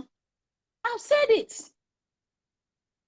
Báwo ni ọkùnrin tí ìyàwó ẹ̀ tó ń ṣe ojúṣe déédéé in everything, ó ń fún lóúnjẹ tara, ó ń fún lóúnjẹ tẹ̀mí, ó ń fún lóúnjẹ gbogbo ẹ̀, still ó sì máa lọ síta, a lọ wá àwọn olórí lùlù lẹ́gbẹ̀ẹ́ ògiri tí ó mọ̀ wípé wọn ò lè fún un ní ayọ̀, ó sì máa wá wọn lọ síta. until tíru wọn bá wá treat fuck up ẹ̀ níta, ìgbà yẹn ló máa darí wá sílé. Ìgbà yẹn ló máa darí wá sílé. I've told us, bóyá mo ti sọ lórí ètò yìí rí, ọkùnrin yìí, ìyàwó tó gbé sílé, she is very very beautiful. Obìnrin yìí fine gan. Tó bá sọ pé obìnrin fine, arábìnrin yìí ó ní ẹwà. Ọkọ ẹ̀ dẹ̀ ṣe kí ni? Ọkọ ẹ̀ lọ gbé ọkọ ẹ̀, ọ̀rẹ́ ẹ̀, ẹni tí ìyàwó ẹ̀ mọ̀ ló ń date. Ẹni tí ìyàwó mọ̀ ló ń date. Ìyàwó dẹ̀ ka. Ìyàwó yẹn ò dẹ̀ sọ̀rọ̀. The wife did not say anything. Kò sọ ha báyìí. Kò sọ ha. Ìyàwó yẹn ká wọn báyìí lórí matrimonial bed yẹ. I think bóyá bí 2 weeks ago she saw something similar like this. Lórí matrimonial bed ó bá níbẹ̀. Obìnrin yẹn dẹ̀ ṣe kí ni? Ó tún palẹ̀kùn dé. Ó fi reverse sí. Ó tún sọ fún wọn pé I'm sorry. Ẹ má bínú. Mi mọ̀ pé ẹ wà nínú ọlá ni. Ó dẹ̀ padà. Kò dẹ̀ sọ̀rọ̀. Ọkùnrin yẹn wá ń wò pé eléyìí tí ò sọ̀rọ̀ yìí, ṣé kìí ṣe pé iná fẹ́ jó òun báyìí, obìnrin yìí tí ò sọ̀rọ̀. Ó dẹ̀ tún dáná, ó tún gbé fún ọkùnrin gan. Ẹ̀rù tún bà láti jẹ oúnjẹ yẹn because ó ń wò pé bóyá ó ti poison oúnjẹ yẹn fún un. Pé because ó yẹ kó lè jà. Ó yẹ kó lè jà. And that is why ẹ̀yin ọkùnrin tẹ́ bá ní obìnrin tó jẹ́ pé tẹ́ bá ṣe nǹkan tó máa pariwo, ẹ appreciate ẹ̀. Ó nífẹ̀ẹ́ yín, ó sì nífẹ̀ẹ́ yín ló ṣe ń jàǹpátá. Tí ọkùnrin bá bá àwọn ìwà wọn dé stage kan tí obìnrin ò kí àmọ́. Olúwagbóhùnmi Àdìsá, good afternoon, you are welcome. Tí ọkùnrin bá bá ìwà wọn dé stage kan tí obìnrin ò tiẹ̀ wá kí àmọ́, tó jẹ́ wípé ògbóbìnrin kò kàn, ògbóbìnrin kò kàn, ó kàn ṣáà ń wù ẹ́, kí ọkùnrin yẹn kó lọ kíyèsára. Kó lọ kíyèsí ara. Obìnrin yẹn ò jàǹpátá, kò sọ̀rọ̀.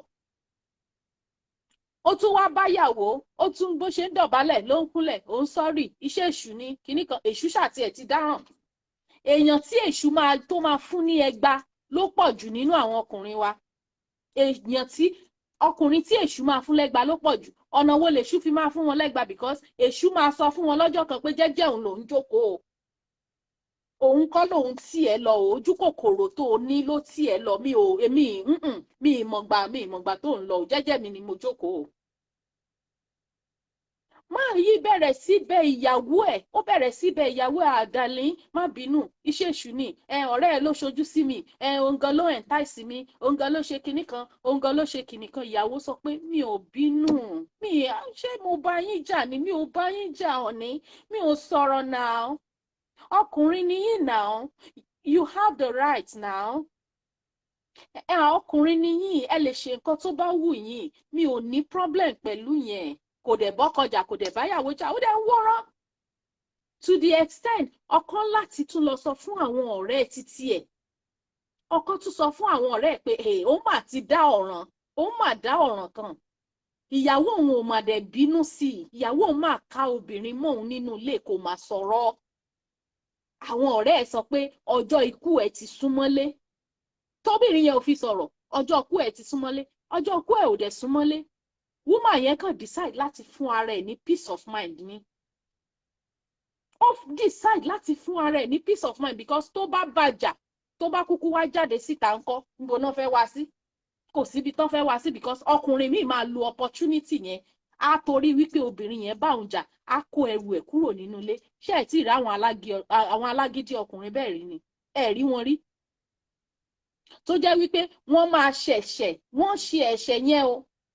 Tó dẹ̀ yẹ kán take action, but wọ́n máa dúró kóbìnrin yẹn react. Tóbìnrin yẹn bá ti react báyìí, piam, wọ́n gbé portfolio wọ́n já pa kúrò nínú ilé nìyẹn. Tẹ́ bá wá bí wọ́n á sọ pé ìyàwó àwọn victimize àwọn nínú ilé, àwọn ò lè tolerate rudeness ẹ̀ mọ́ làwọn ṣe kúrò nínú ilé. But they will not be able to say the main thing tó ṣẹlẹ̀ gangan tí wọ́n fi lé sílẹ̀ lọ. Àwọn tí wọn dẹ̀ wá mọ ẹjọ́ dá tí wọn mọ̀, wọ́n á máa bú obìnrin yẹn, wọ́n á sọ pé ó lówú lára, ó ṣe kinní kan lára, kò ní respect fọ́kọ. Wọn ò dẹ̀ mọ kí lobìnrin yìí ń pa mọ́ra tí ò ṣe sọ síta. Tí ò ṣe sọ síta. So that's why obìnrin náà lọ ta obìnrin. tí ọkùnrin bá máa yàgbé tó bá máa ṣàgbèrè, obìnrin bí ìyàwó tó gbé sílé náà ló máa ṣàgbèrè pẹ̀lú. Tí wọ́n bá sọ pé wọ́n snatch àwọn tó ń pè ní husband snatcher, ṣebí èèyàn bí ìyàwó ilé wọn, ṣèbóbìnrin náà ní. That's the reason why tí mo ṣe máa ń sọ fún àwọn obìnrin pé o ò ní issue pẹ̀lú àlè ọkọ ẹ, o ò ní issue pẹ̀lú side chicken. Good morning my darling brother Babatunde Michael Akimbo, ṣé ẹ wà? Báwo lọ́dọ̀ yín? O ò ní issue pẹ̀lú side chicken ọkọ ẹ, kò sí nǹkan kan tó kàn ẹ́, ìwọ ni kó mọ àrò ẹ. Don't allow any stupid side chicken láti lé ẹ kúrò nínú ilé. And mind you, má sọ wípé o fẹ́ máa kiri ilé ká, o fẹ́ lọ máa ṣáájò káàkiri kí ọkọ ẹ lè jókòó sílé, fọwọ́ lẹ́rán kó máa wò. Òde máa ń lé ọmọ wálé. Because if you say you want to start going from one prophet to another, from one afa to another, owó tó yẹ kó fi jẹun síkùn ara ẹ, kó fi ṣàǹfààní fún rẹ, wàá tún ná fún àwọn àlùfáà àti àwọn pastor. But be watchful, open your eyes very well. Tó bá yá, àwọn Yorùbá máa ń pa òwe kan, wọ́n sọ wípé yóò bá yá ló máa ń gbẹ̀yìn àlè. Yóò bá ìyá ló máa ń gbẹ̀yìn àlè. He will come back. Ó máa padà wá sílé. Eléyìí tí ò bá dẹ̀ padà wá sílé, ẹ jẹ́ kó di ọjọ́ alẹ́ tí ò lè gbápá tí ò lè gbẹ́sẹ̀. Ìmíì wà tó jẹ́ pé side chick yẹn ló máa wá drop ẹ̀ sẹ́nu ọ̀nà ìyàwó ẹ̀. Ìyálé tó ti kọ̀ sílẹ̀ yẹn, wọ́n máa wá drop ẹ̀ sẹ́nu ọ̀nà ẹ̀ ní. Àwọn tọ́mọ èèyàn gbà nímọ̀ràn, wọ́n á wá máa gba ọkùnrin yẹn nímọ̀ràn. Wọ́n á wá máa sọ wípé ẹ̀ ṣó mọ̀ pé bàbá ọkọ ẹni. Mr. Owóẹ̀yẹ Ọmọnìyí said it has positive and negative effects on both sides. If there is an emergency and one of the couple is not around, then there may be chaos that can lead to danger. On how to withdraw the money. Yes, thank you so much for your contribution, sir. Mr. Ahmed Ọmọnìyí. Ẹ ṣé. Àwọn tó wá mọ obìnrin yẹn, tí wọ́n mọ àwọn obìnrin gbà níyànjú, wọ́n wá sọ wípé ẹ ṣó mọ̀ pé iṣẹ́ èṣù ni, ẹ kò wú náà láti lọ síta, ẹ ṣó mọ̀ pé àwọn ọkùnrin wọ́n tiẹ̀ tún lè parọ́, wọ́n lè sọ pé bóyá obìnrin tó lọ báyẹn wá ní bóyá ó lo nǹkan fún ni. Ṣé tí kò bá ti kọ́kọ́ lọ approach ẹ̀, ṣé obìnrin máa lo nǹkan fún, ṣé wọ́n máa ṣògùn sí? Ọkùnrin tó bá jókòó jẹ́jẹ́jẹ́ sínú ilé ẹ̀, tó dúró pẹ̀lú fámílì ẹ̀, ṣé obìnrin kan tó wà níta ṣó lè fi nǹkan kan fà á ni? Kò possible. Àwọn tó bá sọ pé wọ́n ṣoògùn sí, wọ́n ti tasẹ̀ àgẹ̀rẹ̀, wọ́n ti kọjá àyè ara wọn ni. And there are some ladies outside, ẹ má jẹ́ ká tanra wa, wọ́n máa gba gbogbo nǹkan tí ọkùnrin yẹn ní, àtògo tó gbé wáyé àti jìtá àti everything, wọ́n á panẹ́ bí tiẹ̀ left and right, wọ́n á gba gbogbo nǹkan tó ní, wọ́n á dẹ̀ sọ sí kolobo. Ìgbà yẹn lọkùnrin yẹn máa wá padà sílé, á wá di obedient servant, á wá di obedient husband. Kíyàwó tó sọ pé òun fẹ́ gbé abọ́, wọn á ti sáré bá gbé because wọ́n ti mọ̀ pé àwọn ti ṣe nǹkan tí ò dáa.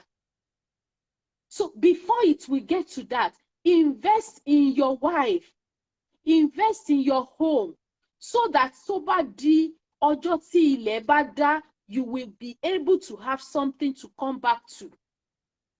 But obìnrin tó ti lé jáde tọmọtọmọ, obìnrin tó ti lé jáde tọmọtọmọ, tó ti kọ̀ tọmọtọmọ, tó sọ pé o ò fẹ́ ní nǹkan kan pẹ̀lú ẹ̀ mọ́, obìnrin yẹn ti wá jàjàbọ́, ó ti dúró lórí ẹsẹ̀, Ọlọ́run ti wá gbé obìnrin yẹn ga. Nǹkan kan wá ṣẹlẹ̀ sí ẹ, ó wá sọ wípé obìnrin yẹn ó yẹ kó gbà ẹ́ padà torí ìgbà ìmọ̀ ni. Ìgbà ìmọ̀ tó ti fi ba mental health tiẹ̀ jẹ́, tó ti jẹ́ kí ẹrù èèyàn méjì tó ti di tẹnìkan, ó wá fẹ́ padà wá sìn. Tákùlà, ẹ sì bẹ̀rù Ọlọ́run ẹ̀yin ọkùnrin. Ẹ sì bẹ̀rù Ọlọ́run. Kò sí obìnrin tí ọkùnrin bá ń fún ní ayọ̀. No woman wants to lose her home. Kò sí obìnrin tí wọ́n bá kọ́ nílé tó bá wá láti ilé kò sí obìnrin tó máa ń wù kó fi ilé ẹ̀ sílẹ̀. Kò sí obìnrin tó máa ń fẹ́ kọ́kọ́ sílẹ̀. Bọ̀ nígbà tí ìjì bá dé, ìjì tóbìnrin yẹn rí wípé ó lè mú ẹ̀mí òun lọ, tó bá sún sẹ́yìn fún ọkùnrin yẹn, Ọlọ́run dẹ̀ wá máa ń bless irú àwọn obìnrin yẹn. Look very well. Obìnrin tí ọkùnrin bá cheat, Ọlọ́run máa ń wà so merciful on them. Ó máa ń tètè jẹ́ kí wọ́n rí ayé wọn ṣe. ìgbà yẹn lọkùnrin yẹn máa wá wò ó wípé òun fẹ́ padà wá. Ọkùnrin yẹn wá fẹ́ padà wá o, á fẹ́ padà wá, á fẹ́ ṣe bí ọkùnrin gidi.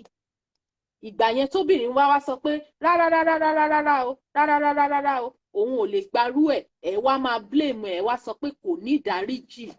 Tó bá tún fẹ́ ní ìdáríjì ńkọ́? So men, ẹ jọ̀ọ́, àti àwọn obìnrin náà, on this issue of joint account, I told you it's a very sensitive thing.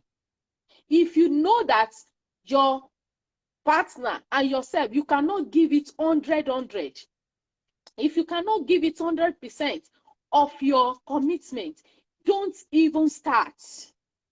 Eré tó bá máa dìjà, ẹ má jẹ́ ká ṣe é. Eré tó bá ti máa dìjà, ẹ má jẹ́ ká ṣe rárá. It's better for each person kí oníkálukú ní àkáǹtì títí ẹ̀. Tẹ́ bá dẹ̀ wá fẹ́ ṣe nǹkan papọ̀ nínú family, both of you can come together. You can put your own percentage, I put my own percentage, then we execute the project. We execute the project. But ẹ̀yin obìnrin, ẹ má tún gbàgbé, mo tún máa rán yín létí, whatever contribution tẹ́ bá ń ṣe pẹ̀lú ọkùnrin, always make sure wípé o spell out orúkọ ẹ. Always make sure. Mr. Babatunde said, I just joined your program. If you want me to contribute on the topic from professional angle, feel free to call me. Okay, let me call you so we can hear professional advice from ìkan nínú àwọn ọkùnrin wa. Ẹ jẹ́ kí n pè wọ́n. Akimbo. Let me see. I will use my other number to call you so we can hear what he has to say professionally. He said he wants to give us a professional contribution. So we want to listen to his professional contribution. Hello, Mr. Akimbo. Hello. Hello. Hello, sir.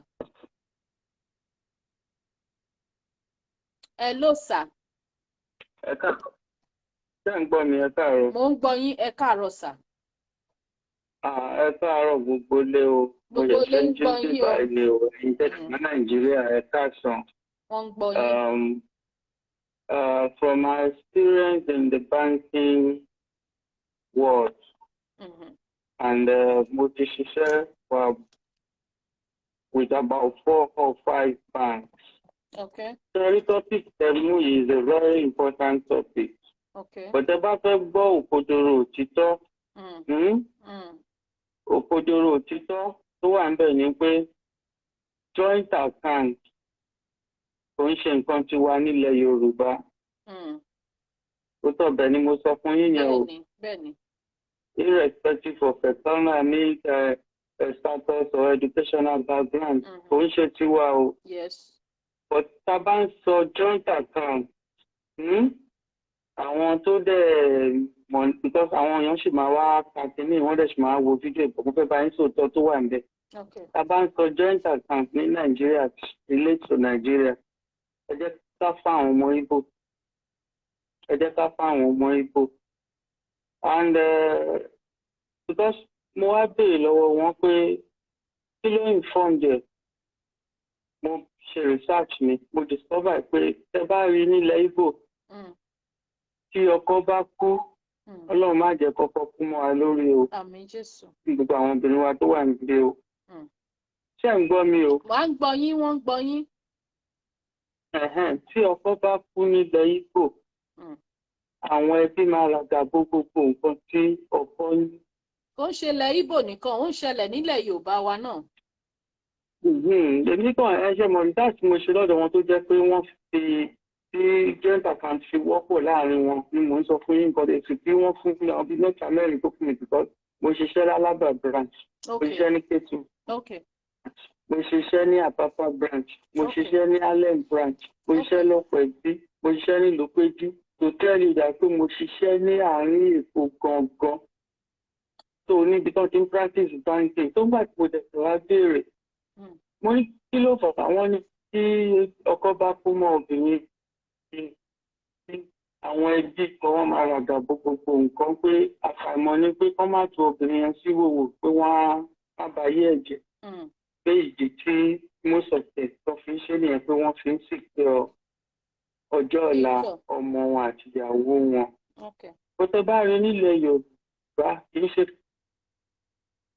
èmi tí mo sọ fún yín mo ọdún tí mo lò ń báńkì mi ò ní jọ́ǹtà kan pẹ̀lú ìyàwó mi mo tọrọ bẹ̀ tó wà bẹ́ẹ̀ ni mo sọ pé o ìyẹn ò sọ pé mi ìṣojúṣe mi o tọrọ mi lẹ́yìn but nǹkan tí mo kàn fẹ́ sọ fún yín ni pé kò ń ṣe nǹkan titi wa because a lot of things ló máa ń fà látọ̀dọ̀ tiwa a lot of things and mo fẹ́ cite example kan fún yín because mo máa láti gbà yẹn mo encourage àwọn èèyàn kan máa ṣe because nǹkan tó dáa ni there is this woman àjọ ń gbé ládùúgbò ìdìbò lákàntì pẹ̀lú báńkì ìdìbò ọ̀rẹ́ aládùúgbò lájọ jẹ́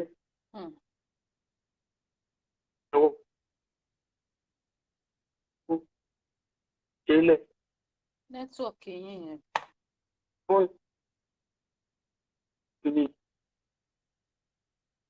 Ẹ continue. Nẹ́tíwọ̀kì yín yẹn á gbọ́ yín dáadáa.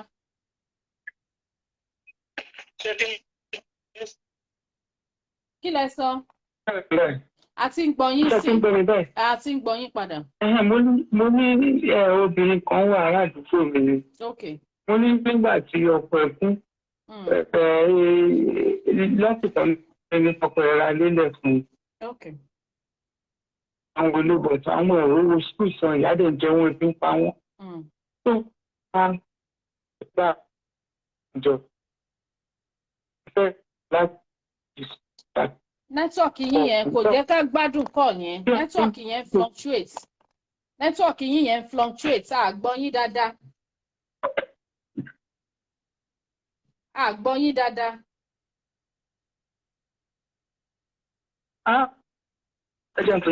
A gbọ́ yín dáadáa.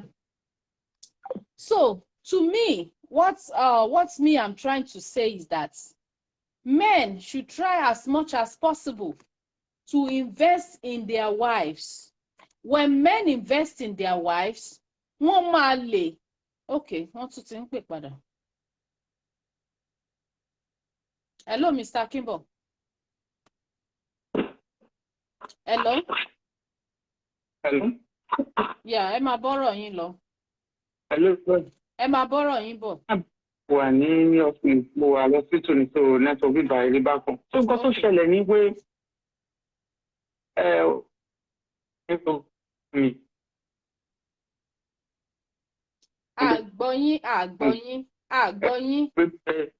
àgbọ̀yín network yẹn fluctuate àgbọ̀yín. So what I'm saying is that our men should try as much as possible láti invest nínú ìyàwó wọn. Àti gbọ́nsìn wípé joint account is not in our own culture ní Naija, kò sí ní culture títí wa. Joint account kò lè ṣiṣẹ́ ní Nàìjíríà because most of the men there wọn obìnrin ò ní much say lọ títí ní Naija. Reason tí mo ṣe sọ pé obìnrin ò ní much say ni wípé tọkùnrin bá jí lé nísìn tó bá sọ wípé òun ti tẹ̀lé obìnrin míì lọ, obìnrin yẹn kàn máa jàǹpátá náà ni tó bá yá á sinmi fúnra rẹ̀. So why would you now want to keep a joint account pẹ̀lú èèyàn tó mọ̀ wípé o sure gan bóyá ìwọ nìkan ló wà nínú ayé ẹni yẹn, you are not even sure. So it's better for us nǹkan tó bá ti lè mú tó bá ti lè affect mental health wa, because when you save your money, you put your money somewhere, and at the end of the day, you cannot have anything. You cannot have your money again. Ó máa affect èèyàn psychologically. You know that.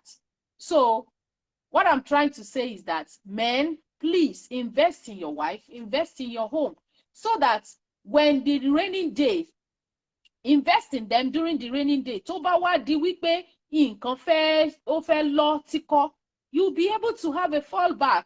Èèyàn á lè, obìnrin yẹn gan ò ní lè sọ wípé òun ò mọ ọkùnrin yẹn àbí wípé òun ò ní assist ẹ̀. No. Àdúrà mi sọ́lọ́run dẹ̀ ni wípé ibi ò ní ṣẹlẹ̀ sí àwọn ọkọ wa, ìdààmú ò ní ṣẹlẹ̀ sí wọn. They will not lose their health, untimely death will not be their portion lágbára Ọlọ́run. But let us try as much as possible. Ẹ jẹ́ ká wà open síra wa.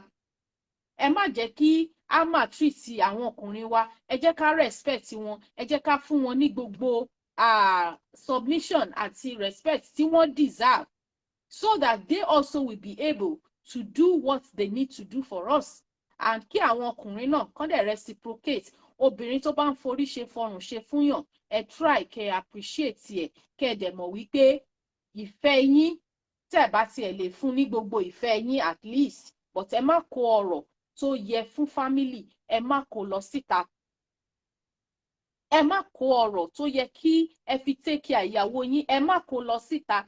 Tí ó bá yá tí nǹkan ò bá sí mọ́, obìnrin tẹ́ ẹ fi owó mọ̀ kò ní lè stand fún yín nígbà tẹ́ bá need the help ẹ̀. When you don't support a woman, when you now need her loyalty and her support, she will not be there for you too.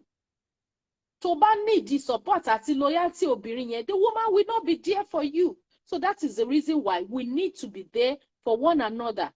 Gbà mí nígbà òjò, kémi náà gbà ẹ́ nígbà ẹ̀rùn. Tó o bá gbà mí gẹ́gẹ́ bí ọkọ nígbà òjò, báwo ni mo ṣe fẹ́ gbà ẹ́ nígbà ẹ̀rùn? Wọ́n dẹ̀ sọ pé gbà fún rájí nílé, òun ni gbà fún gbàdà lóko. Olówó lọ́wọ́ ò fi mọ̀ mí, owó wá tán, ó wá rò pé èmi máa wá fún ẹ ní support. Ó máa difficult now. Ó máa difficult. Ìyẹn ò kì í ṣe wickedness. That's not wickedness. Wọ́n dẹ̀ máa ń sọ wípé adánilóró ó fagbára kọ́ni ni. Ọkùnrin tó bá refuse láti support ìyàwó ẹ̀ máa struggle láti jẹ́yàn on her own. Tó bá ti wá jẹ́yàn on her own, when she's not ready to support you, you don't blame her, because nǹkan tá bá gbìn òun la máa ká. So thank you so much, guys. I appreciate your coming today. I appreciate your contributions to everyone that has called in to put in one contributions or the other. You are always appreciated. Until when we are going to meet again tomorrow. Tomorrow, yeah, we are going to discuss something very, very interesting again. Ní àwọn nǹkan tó tún ń ṣẹlẹ̀ tó jẹ́ wípé a gbọ́dọ̀ máa kẹ́kọ̀ọ́ from time to time. Ká mọ̀ wípé ayé ò dúró síbi táwa dúró sí. There are some things that you will hear tó máa fún yín, ó máa ṣe yín ní kàyéfì wípé ṣó dẹ̀ ń ṣẹlẹ̀ ṣá, tó dẹ̀ jẹ́ wípé láàárín ọkùnrin sí obìnrin ni. You know, we discuss issues about families and issues of life more on this platform. So thank you so much for your love. Thank you for your time. Thank you for your data.